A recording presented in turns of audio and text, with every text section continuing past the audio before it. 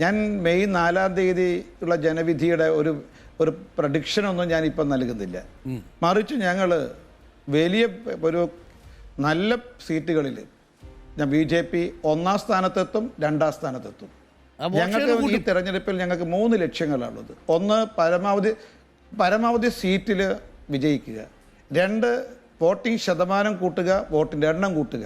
ഈ 3 ലക്ഷ്യവും ഞങ്ങൾക്ക് കൈവരിക്കാൻ സാധിക്കും എന്നുള്ളതാണ് ഞങ്ങളുടെ പ്രതീക്ഷ. ഒരു കാര്യം കൂടി ചോദിച്ചോട്ടെ, അത് ഈ 2019 ലോക്സഭാ തെരഞ്ഞെടുപ്പിനേക്കാൾ അല്ലെങ്കിൽ 2024 ലോക്സഭാ തെരഞ്ഞെടുപ്പിനേക്കാൾ മോളി പോകും?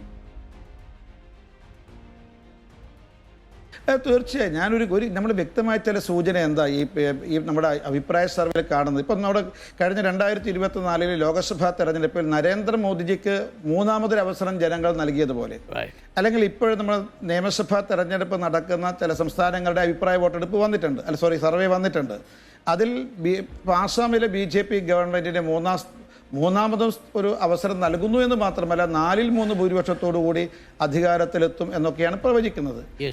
ഇപ്പോൾ പോണ്ടിച്ചേരിയിൽ BJP NDA ഗവൺമെൻറ് അധികാര തുടർച്ച ആ ഗവൺമെൻറ് നൽകും എന്നുള്ളതാണ് പ്രതീക്ഷ.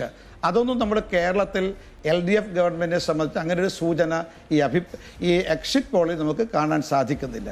ഏതായാലും ഒരു മുന്നേറ്റം കൂടുതൽ പ്രതീക്ഷിക്കുന്നത്, കേരളത്തിൻ്റെ രാഷ്ട്രീയ രംഗത്തൊരു മാറ്റം എന്ന് പറയാവുന്നത് ഈ ഒരു ട്രൈപോളാർ പൊളിറ്റിക്സിലേക്ക് കേരളം മാറുന്നു എന്നുള്ളതാണ്. അത് സത്യസന്ധമായിട്ട് ഒരു വസ്തുനിഷ്ഠമായിട്ടുള്ള ഒരു കാര്യമാണ്.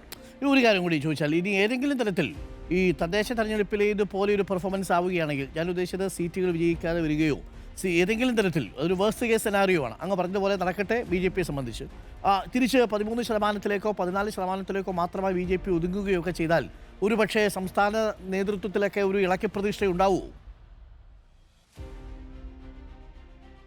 അല്ല, ഞാൻ നേരത്തെ ശ്രീ അരുൺജി ചോദിച്ചൊരു ചോദ്യമുണ്ട്. 2024-നേക്കാൾ 2025-നേക്കാൾ മുകളിലോട്ട് പോകുമോ എന്നുള്ളതാണ്. തീർച്ചയായും 2024-ലും 2025-ലും ലഭിച്ചതിനേക്കാൾ വോട്ടിൻ്റെ എണ്ണത്തിൽ, വോട്ടിൻ്റെ ശതമാനത്തിൽ ഞങ്ങൾ മുന്നോട്ട് പോകും.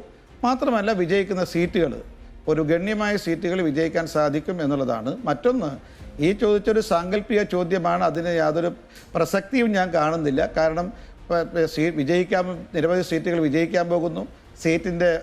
വോട്ടിൻ്റെ എണ്ണവും വോട്ടിംഗ് ശതമാനവും വർദ്ധിക്കാൻ പോകുന്നു. ആ സമയത്ത് അങ്ങനെ ഒരു സാഹചര്യത്തിൽ അങ്ങയുടെ ചോദ്യം